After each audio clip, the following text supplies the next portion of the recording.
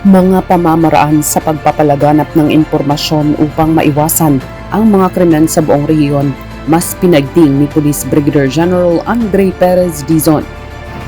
Kapihan sa Bagong Pilipinas ng PIA Bicol, suportado ng pulis sa Rehiyon 5. Ilang most wanted persons muli huli ng Kasurug-Gaps. Ang mga ito at iba pa dito lamang sa ika-34 na linggo ng Week 9. Noong linggo ika-4 ng Agosto, nagsagawa ng ocular inspection si Police Brigadier General Dizon sa Bicol University College of Science, Legazpi City, kung saan ginanap ang admission test para sa mga nangangarap na makapasok sa Philippine National Police Academy. At dahil linggo nakiisa si Police Brigadier General Dizon sa ginanap na 18th Sunday in Ordinary Time Mass officiated by Reverend Monsignor Noe Weng Thomas sa New Santo Niño Chapel, Camp Brigadier General Simeon A. Ola, Legazpi City, Albay. Pagkatapos ay diretso agad ang ating game changer General sa kanyang araw-araw na motorcycle patrol bago nakibahagi sa naging fellowship dinner kasama ng ilang PNPA cadets sa Pro 5 Multipurpose Building, Camp Brigadier General Simeon A. Ola, Legazpi City, Albay. Samantala noong Lunes ika-5 ng Agosto, maagang naghanda ang ating game changer General para sa traditional Monday flag raising and awarding ceremony ng regional headquarters.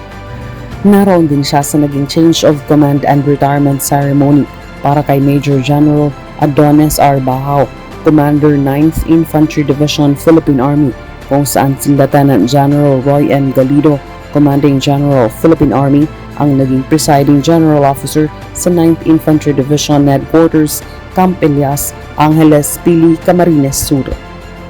Pinintahan din ni Police Brigadier General Dizon ang naging selebrasyon ng 5th founding anniversary ng 9th Special Action Battalion ng PNP Special Action Force sa headquarters nito sa Sipocot, Camarines Sur.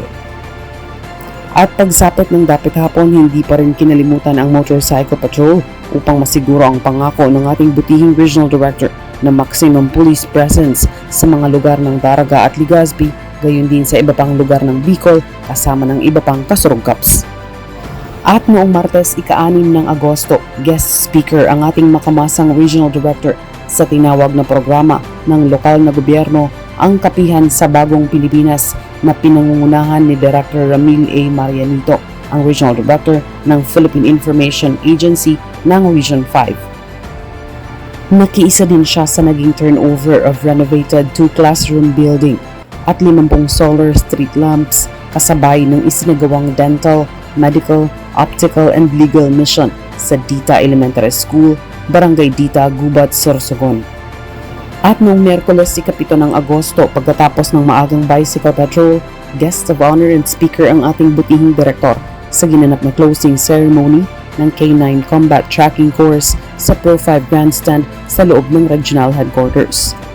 Binigyang oras niya din ang naging exit call ng mga bumubuo ng K9 Combat Tracking Course training mula sa Team Philippine Army at EOD K9 sa kanyang tanggapan pagkatapos ng naging kaganapan. Ika-8 ng Agosto, Huwebes, kaisa si Police Brigadier General Andre Perez Dizon sa ginanap na 123rd Police Service Anniversary Celebration sa PNP Multipurpose Center, Camp Brigadier General Rafael P. Crame, Quezon City, kung saan naroon ang ating mahal na Pangulo ng Bansa na si President Ferdinand R. Marcos Jr. bilang guest of honor and speaker. 3 ang pinarangalan mula sa Rehiyon 5 sa naging programang ito, kaya naman isang karangalan para kay Police Brigadier General Dizon ang maging bahagi ng espesyal na selebrasyong ito at maipabot ang kanyang suporta sa ating mga naging awardees. At noong Biyernes ika-9 ng Agosto, naging abala ang ating Regional Director sa mga administratibong gawain sa kanyang opisina at pagkatapos ay diretso naman ito agad sa kanyang regular na motorcycle patrol pagsapit ng dapit hapon sa lungsod ng Legazpi at munisipyo ng Daraga sa Albay. Ganun din noong Sabado ika-10 ng Agosto, pagkatapos ng kanyang bicycle patrol, naging abala pa rin ang ating Regional Director sa mga direktibang kailangan ng agarang aksyon at iba pang administratibong gawain.